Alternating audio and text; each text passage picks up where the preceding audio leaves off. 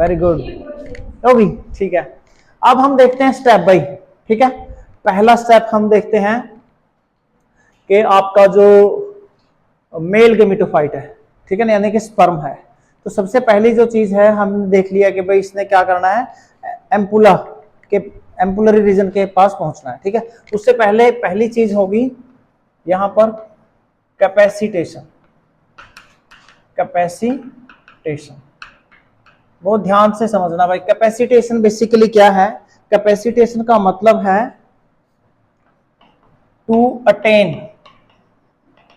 The functional maturity. Functional maturity by sperm, यानी कि sperm activation को ही हम क्या बोलते हैं? कैपेसिटेशन बोलते हैं। Sperm activation. अब ये स्पर्म एक्टिवेशन कैसे हो रहा है? Secretion from female reproductive tract. Reproductive tract dissolve the covering of sperm head. Sperm head, ठीक है ना, that is acrosome. That is acrosome. अब सबसे पहले क्या हुआ कि स्पर्म ने जैसे ही एंट्री ली उस टाइम पे क्या होगा कि फीमेल रिप्रोडक्टिव ट्रैक के अंदर कुछ सेक्रीशंस होंगे, ठीक है ना, कुछ केमिकल्स रिलीज होंगे। तो वो क्या करेंगे, जो एक्रोजोम, आपको पता है जो स्पर्म का स्ट्रक्चर हम पढ़ते हैं, जो हेड रीजन होता है उसके ऊपर एक्रोजोम होता है, ठीक है ना। तो अब एक्रोजोम का जो हेड है उसके ऊपर से एक कवरिंग वो हटा देते हैं। अब एक्रोजोम से जैसी ही कवरिंग हटती है तो उसके बाद क्या होता है कि ये क्या हो जाता है, अटेन द फंक्शनल मैच्योरिटी। अब कैपेसिटेटेड जो आपका स्पर्म है, अब वो एक प्रोसेस से गुजरता है जिसे बोलते हैं एक्रोजोमल रिएक्शन। क्या बोलते हैं? Acrosomal reaction. अब दूसरी चीज क्या हुई यहीं पर, capacitated sperm undergoes acrosomal reaction. Acrosomal reaction इसको बोलते हैं बेटा। इस एक्रोजोमल रिएक्शन के अंदर अब क्या होगा, एक्रोजोमल रिएक्शन में हमारे पास स्पर्म लाइसिन निकलेगा। क्या होगा? Sperm lysine released. Sperm lysine released. अब ये जो स्पर्म लाइसिन है ये एक तरीके से एंजाइम्स है। क्या है? एंजाइम्स है। अब ये एंजाइम्स कहां पर है? एक्रोजोम में है, एक्रोजोम रीजन। समझ में आ रही है ना चीजें? हाँ भाई, फिर से समझाता हूं। ओके, अभी क्या हुआ कि स्पर्म ने एंट्री की। स्पर्म ने एंट्री की कहां? रिप्रोडक्टिव ट्रैक में। वहां पर कुछ इस प्रकार की चीजें उसको मिली कि जो उसका हेड रीजन है, हेड रीजन के ऊपर कुछ कवरिंग है, उनको वो हटा देंगी। जैसे ही वो कवरिंग हटेंगी तो आपका स्पर्म एक्टिवेट हो गया फर्टिलाइजेशन के लिए। समझ में आई बात? अब वहां से जो एक्रोजोम है उसने एंजाइम निकाले अपने 3। पहले वो एंजाइम नहीं निकल रहे थे, क्यों? क्योंकि वहां पर कुछ कवरिंग थी। उस कवरिंग को हटाया, फीमेल के अंदर जो सेक्रेशन होती है उसने। अब एक्रोजोम ने 3 एंजाइम निकाले अपने। जो ये तीनों एंजाइम निकाले इसको स्पर्म लाइसिन बोलते हैं। क्या बोलते हैं? स्पर्म लाइसिन बोलते हैं। ये 3 एंजाइम जो थे, अब ये 3 एंजाइम, पहला एंजाइम इनके अंदर है हायालुरोनाइडेज। इसका काम क्या है? ये ग्लू का काम करता है, बहुत इंपॉर्टेंट। ग्लू का काम मतलब क्या है? स्टिकीनेस का काम करता है। समझ में आई? उसके बाद दूसरा एंजाइम आया। दूसरा एंजाइम आया आपका corona penetrating enzyme. Penetrating enzyme. Egg की दूसरी लेयर आपको पता है कोरोना रेडिएटा होती है। तो ये क्या करेगा? कोरोना रेडिएटा का तोड़ेगा, कोरोना रेडिएटा को डिजोल्व कर देगा। समझ में आ रही है बात? कोरोना रेडिएटा को इसने डिजोल्व कर दिया। तीसरा एंजाइम फिर ये छोड़ेगा एक्रोसिन। एक्रोसिन ये क्या करेगा? एक्रोसिन ये जोना पेलुसिडा को डिजोल्व करेगा। Zona pellucida dissolve. एक बार फिर से समझो, हम फर्टिलाइजेशन पढ़ रहे हैं। फर्टिलाइजेशन की जनरल इंट्रोडक्शन हमने पढ़ी, उसमें हमने देखा कि हाँ भाई एक टाइम में जो मेल है लगभग 3.3 से 3.5 ml जो है सीमन छोड़ देता है, 200 से 300 मिलियन स्पर्म छोड़ देता है। समझ आई बात? उसके बाद कुछ बैरियर्स होते हैं, जैसे एंडोमेट्रियम की लाइनिंग होगी, फैगोसाइटिक सेल हो गए, रिप्रोडक्टिव ट्रैक्ट की जो पीएच की वैल्यू होगी वो ज्यादा होने की वजह से बहुत सारे स्पर्म वहीं मर जाते हैं। सिर्फ 100 स्पर्म आगे पहुंचते हैं। उन 100 में से एक स्पर्म ने जाना होता है जो एग को फर्टिलाइज करेगा। समझ आई थी बात? उसके बाद अब स्पर्म की जर्नी शुरू होती है। स्पर्म जैसे ही एंट्री करता है, उसका जो सिर होता है, जो एक्रोजोम होता है, उसके ऊपर एक लेयर होती है, उसका डिजोल्व होना जरूरी होता है। तो फीमेल रिप्रोडक्टिव ट्रैक्ट के अंदर वो जो कवरिंग है वो हट गई है। जैसे ही कवरिंग हटती है, एक्रोजोम के अंदर एक्रोजोमल रिएक्शन होती है और वहां पर 3 एंजाइम वो बाहर निकालता है। 3 एंजाइम क्या करते हैं? पहला हाइल्यूरोनिडेज है जो ग्लू का काम करेगा, corona penetrating enzyme corona radiata को तोड़ेगा और जोना पेलुसिडा को तोड़ेगा एक्रोसिन। ये तीनों लेयर किसमें होती हैं? एग में होती हैं। किसमें होती हैं? एग में। विटेलाइन मेम्ब्रेन होगी आपकी कोरोना रेडिएटा और जोना पेलुसिडा। तो इनको तोड़ने का काम हो गया। क्लियर है? इसके साइड में एक और चीज चल रही है, इसी के साइड में एक और चीज चल रही है। वो कौन है? वो है आपका एक साइंटिस्ट है F.R. लिली। इन 1914 ये बोलता है कि 2 फैक्टर होते हैं, एक फर्टिलाइजिन और एक एंटी फर्टिलाइजिन। समझो, अब एक फैक्टर है फर्टिलाइजिन और दूसरा है एंटी फर्टिलाइजिन। अब ये फैक्टर क्या है? जो एग है वो क्या करता है? फर्टिलाइजिंग फैक्टर रिलीज करता है। कहां पर रिलीज करता है? स्पर्मोफिलिक साइट पर। स्पर्मोफिलिक का मतलब क्या है? फिलिक का मतलब है प्यार, लव। ऐसी साइट जहां स्पर्म आके चिपके, ऐसी साइट पर एग रिलीज करता है। ठीक है? एग क्या रिलीज करता है? फर्टिलाइजिंग फैक्टर रिलीज करता है और एंटी फर्टिलाइजेशन स्पर्म रिलीज करता है। इससे फायदा क्या होता है? इससे जो स्पीसीज है उसकी यूनिकनेस बनी रहती है। अब ऐसा है कि एक ही स्पीसीज में न्यू जनरेशन हो सकती है, रिप्रोडक्शन हो सकती है। अगर स्पर्म किसी और का हो, स्पर्म मान लो इंसान का हो और एग मान लो किसी जानवर का हो, तो फर्टिलाइजेशन होगी क्या? नहीं होगी। क्यों नहीं होगी? क्योंकि एग क्या करेगा? ये फैक्टर छोड़ेगा फर्टिलाइजिंग, और फिर स्पर्म देखेगा एंटी फर्टिलाइजिंग फैक्टर। अब ये दोनों रिसेप्टिव होंगे, ठीक है ना? जब ये दोनों एक दूसरे के साथ कंपैटिबल होंगे तो फिर इनकी फर्टिलाइजेशन होगी। समझ आई? नहीं तो फिर आपको पता है भाई, कुत्तियां के बिल्ली जामेंगी, बिल्ली के घोड़े जामेंगे, आदमियों के चूहे जामेंगे। ऐसा हो सकता है कि नहीं? आई बात समझ में? इसीलिए क्या होता है, ये F.R. लिली याद रखना अपने 1914 में इसने ये बताया फर्टिलाइजिंग और एंटी फर्टिलाइजिंग फैक्टर क्या होते हैं। अब हमारे पास क्या हो गया? कैपेसिटेशन हो गया, एक्रोसोमल रिएक्शन होगी, फर्टिलाइजिंग और एंटी फर्टिलाइजिंग हो गया। 3 चीजें होगी। अब हम आगे बढ़ते हैं, बढ़े आगे। थोड़ा सा लंबा चैप्टर है ये, लंबा टॉपिक है ये, ठीक है ना? लेकिन एक ही दिन में खत्म करना जरूरी है ये, नहीं तो फिर अगले दिन भी यहीं से शुरू करना पड़ेगा। ठीक है? अब हम देखते हैं फॉर्मेशन ऑफ कोन। ठीक है? अब क्या हुआ? अब यहां पर आपका क्या आ गया? ये एग है। ये क्या है? एग। ठीक है? इसको हम बोलते हैं फॉर्मेशन ऑफ रिसेप्टिव कोन।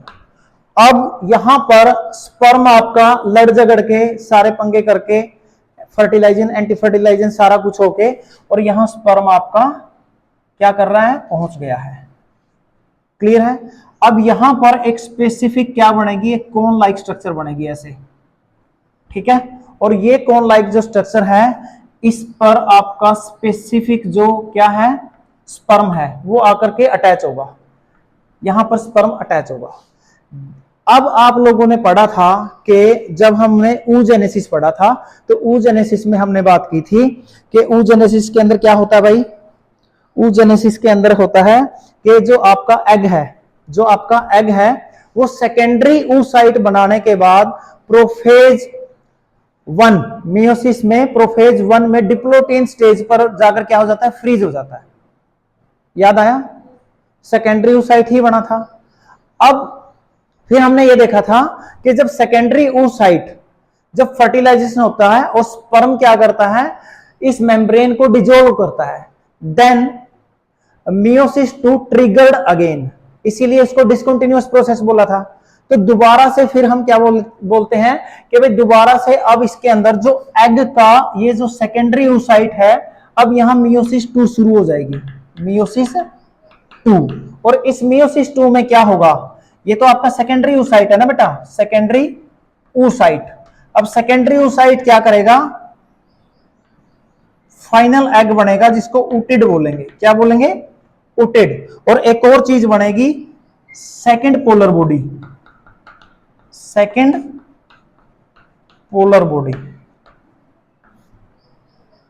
समझ आया। तो अगला स्टेप यहां पर साथ ही साथ क्या हो रहा है, मियोसिस 2, ठीक है। 5वें स्टेप में मियोसिस 2, जैसे यहां रिसेप्टिव कोन बनी, रिसेप्टिव कोन बनी और यहां पर मियोसिस 2 ट्रिगर हुई, मियोसिस 2 ट्रिगर होने के बाद यहां ऊटिड बना और ये क्या बना, पोलर बॉडी बनी। ये क्या बनी, पोलर बॉडी बनी। अब जैसे ये प्रोसेस चल रही है उसी टाइम एक और चीज हो रही है, वो क्या हो रही है, कोर्टिकल मेम्ब्रेन फॉर्मेशन या fertilisation membrane, fertilisation membrane formation. अब देखो यहां पर एक और मजेदार घटना कैसे होती है। अब जैसे मान लो कि ये आपका विटेलाइन मेम्ब्रेन है, सबसे अंदर की लाइनिंग है ना, विटेलाइन मेम्ब्रेन है। अब इससे बाहर हम मानते हैं, ठीक है ना भाई, यहां पर एक इसकी बाकी की मेम्ब्रेन है जो आपका जिसको हम बोलते हैं कोरोना रेडिएटर और जोना पेलिसिडा, ठीक है। अब हम क्या देखते हैं कि यहां पर फ्लूइड भरा हुआ है मेम्ब्रेन के पास, इसको बोलते हैं एक्सोप्लाज्म। क्या बोलते हैं, एक्सोप्लाज्म। और जो यहां फ्लूइड भरा हुआ है इसको बोलते हैं ऊप्लाज्म। क्या बोलते हैं बेटा, ऊप्लाज्म। और साथ में यहां कोर्टेक्स के अंदर कोर्टिकल ग्रेन्यूल है। ये क्या है, कोर्टिकल ग्रेन्यूल्स है। क्लियर है। अब जैसे ही ये स्पर्म इस मेम्ब्रेन को टच करता है उसी टाइम पे यहां पर ये जो मेम्ब्रेन है ये थोड़ा सा ऊपर की तरफ स्पेस देकर उठ जाएगी। जैसे ये मेम्ब्रेन थोड़ा सा उठेगी उसके बाद ये जो कोर्टिकल ग्रेन्यूल्स है ये सारे के सारे यहां डिपॉजिट हो जाएंगे। ये जो डिपॉजिट हुए तो इस मेम्ब्रेन को, इस स्पेस को बोला pre vitelline space, pre vitelline space, और इसको बोला fertilisation membrane, fertilisation membrane. Clear है। अब इसका काम क्या हुआ, इसका काम हुआ वो देखो बहुत महत्वपूर्ण है, टू प्रिवेंट एडिशनल स्पर्म्स, ठीक है ना। यानी कि आप बोल सकते हो टू प्रिवेंट पॉलीस्पर्मी, पॉलीस्पर्मी। जैसे ही ये स्पर्म एंट्री करता है उसी टाइम पे ये मेम्ब्रेन बन जाएगी और बाकी जितने भी स्पर्म आएंगे वो सारे के सारे बाहर से ही लौट जाएंगे। यानी कि एक एग को एक ही स्पर्म क्या करेगा, फर्टिलाइज करेगा। इसको आप ऐसे समझ सकते हो जैसे फौज में रेस लगाने के लिए नहीं जाते हैं भाई भर्ती में, तो जितने उनकी लेने नहीं उनकी एंट्री होती रहती, फिर 2 फौजी क्या करें, रस्सा खींचते हैं, बाकी बाहर बाकी बाहर बाकी बाहर, ठीक है। तो पहला स्पर्म जैसे ही जाएगा उसके बाद यहां पर फर्टिलाइजेशन मेम्ब्रेन बनेगी जो पॉलीस्पर्मी को प्रिवेंट करेगी। अब फाइनल जो स्टेप है इसका, वो फाइनल स्टेप है जाइगोट फॉर्मेशन, जाइगोट फॉर्मेशन। अब जाइगोट फॉर्मेशन में देखो क्या होता है, हमारे पास ये एग है, एग के अंदर अपना न्यूक्लियस है, अब ये स्पर्म है, ये अपना न्यूक्लियस छोड़ देगा, ठीक है, और उसके बाद ये आपका क्या बना यहां पर, इसको बोलेंगे सिन कैरियोन, सिन कैरियोन, और ये आपका टू सेल्ड स्टेज आपका बन जाता है जाइगोट, और ये जाइगोट बनाने के लिए ही हम फर्टिलाइजेशन कर रहे थे, ठीक है। तो फाइनल डेफिनेशन क्या होती है, fusion of male gamete with female gamete and formation of zygote, formation of zygote. यहां पर फर्टिलाइजेशन का प्रोसेस कंप्लीट हुआ। एक बार फिर से क्विक रिवीजन सीख देख लो। पहली बात क्या हुई भाई, पहली बात होती है कैपेसिटेशन।